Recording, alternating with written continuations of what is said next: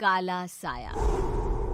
यूं तो बनारस घाट अपनी खूबसूरती के लिए बहुत प्रचलित है, पर घाट के किनारे कई राज लिए बैठे हैं।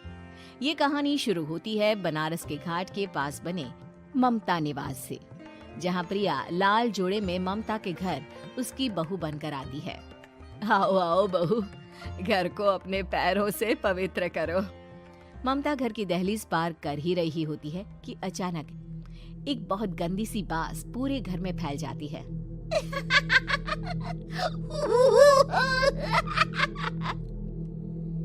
ये बदबू और ये आवाजें, ये कौन हंस रहा है माँ?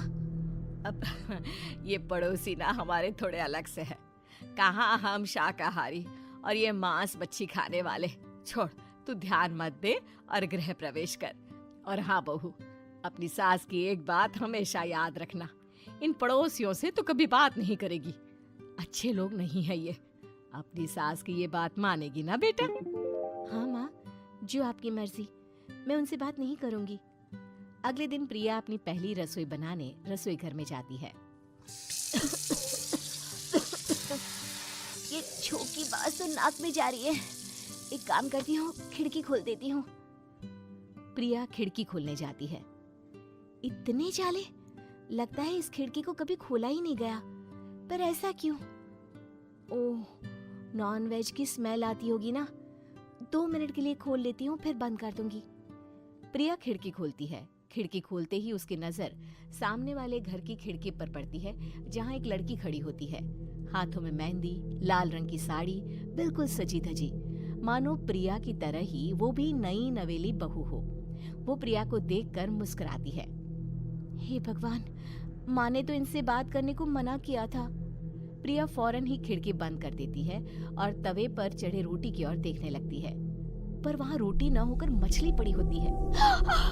ये क्या? पहली ही रसोई में इतनी बड़ी गलती! हे भगवान, अब मैं क्या करूं? प्रिया बहुत डर जाती है और फौरन रसोई की सफाई करने और फिर सभी के लिए खाना बनाने लग जाती है। जब वो सबको खाना परोसती है, सब तो ठीक है, मैं बेकार में चिंता कर रही थी। हे भगवान, ऐसे ही बस अपनी कृपा बनाए रखना। रात के वक्त जब सब सो रहे होते हैं, तब प्रिया को पायल की आवाज सुनाई देती है, जिससे उसकी आंख खुल जाती है। ये पायल की आवाज कहाँ से आ रही है? प्रिया उठकर उस आवाज के पीछे छत की सीढ़ियों तक जाती है। तभी उसे बच्चे के रोने की आवाज आती है। प्रिया छत पर जाती है तो क्या देखती है? वही लाल साड़ी वाली लड़की अपनी गोद में एक नवजात बच्चे को घुमा घुमा कर सुला रही है। तभी प्रिया की नजर उसके पेट पर पड़ती है। ओह गॉड, ये तो प्रेग्नेंट भी है। सुनिए, बच्चा सो नहीं रहा है क्या? मैं कुछ मदद करूं? नहीं नहीं, आपके घर वालों को अच्छा नहीं लगेगा, मैं संभाल लूंगी। स्नेहा की गोद से बच्चा हाथ मारकर प्रिया की गोद में आने को छटपटाने लगता है। दोनों घर अगल बगल में बने होने के कारण प्रिया उस बच्चे को गोद में ले लेती है। प्रिया के पास आते ही वो सो जाता है। बच्चे का वो स्पर्श रात भर प्रिया भूल नहीं पाती और अगली सुबह वो छत पर कपड़े सुखा रही होती है।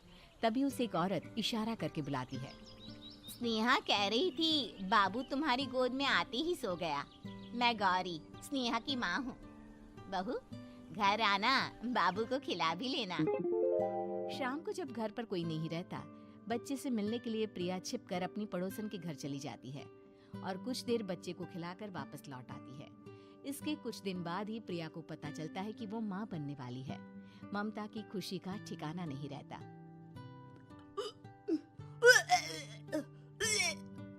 माँ जी, पता नहीं क्यों उल्टी आ रही है। प्रिया भागती हुई वॉशरूम में जाती है तो हरे और लाल रंग की उल्टी करती है। उस उल्टी में से कीड़े निकलते हैं। ये क्या? खून और ये कीड़े! माँ! माँ! प्रिया की आवाज सुनकर ममता दौड़ कर आती है, पर बेसिन में कुछ नहीं होता। प्रिया हक्की बक्की रह जाती है। ये सब क्या हो रहा है?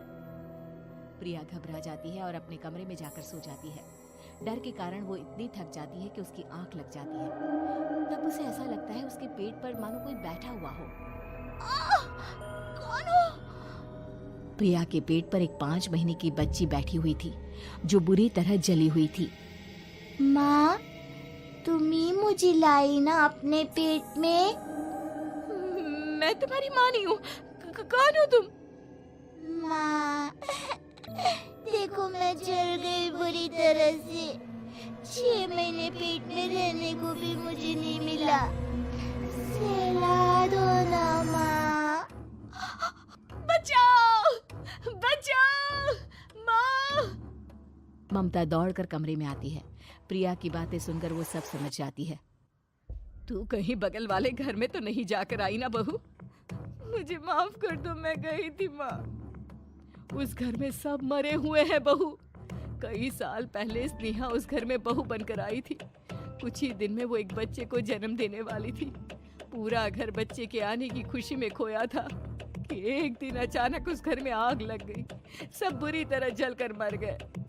गौरी आज भी दादी बनने का इंतजार कर रही है और इसीलिए स्नेहा ने अपना अजन्मा बच्चा तुम्हारी कोख में डाल दिया। ममता ये कह रही होती है कि पीछे से उसके पैरों को एक बच्चा पकड़ लेता है। दादी, दादी। माँ, स्नेहा की गोद में यही बच्चा था। ये बच्चा कौन है फिर? तेरी मौत है। तेरी भी दादी। जिस चीज का ममता को डर था वही हो गया। ममता निवास के ऊपर मौत ने चादर बिछा दी थी। प्रिया का पेट ऐसे बढ़ जाता है मानो 9 महीने का हो। 2 हाथ उसके पेट से बाहर निकलते हैं। बहू, संतोष को फोन कर, किसी पंडित जी को बुला बहू। प्रिया का पति भागता हुआ घर आता है। ये तो होना ही था माँ। तेरा पाप तेरे सामने आ गया तो तू सह नहीं पा रही है। स्नेहा घर में आग लगी नहीं थी, माँ ने लगाई थी, प्रॉपर्टी की लालच में। और वो बच्चा मेरी पहली पत्नी का बच्चा है, मेरा बेटा, जो कि उस आग की चपेट का शिकार हो गया था। मैंने तुमसे ये सब माँ के कहने पर छुपाया था। मुझे माफ कर दो प्रिया। तुम अगर चाहो तो यहाँ से जा सकती हो। मैं तुम्हें किसी भी बंधन में रखना नहीं चाहता। मेरी शादी हुई है आपसे, मैं आपको छोड़ नहीं सकती, पर उससे पहले हमें स्नेहा, उसकी माँ और बच्चे की आत्मा की शांति करवानी होगी। संतोष और ममता गौरी के घर जाते हैं। अंदर सब कुछ जला हुआ होता है। जमीन पर जली हुई लाशें बिखरी हुई थी। ममता रो रो कर अपनी करने की माफी गौरी से मांगती है। प्रिया स्नेहा के घर वालों का अंतिम संस्कार करवा देती है और ममता निवास फिर से आत्माओं के साए से मुक्त हो जाता है।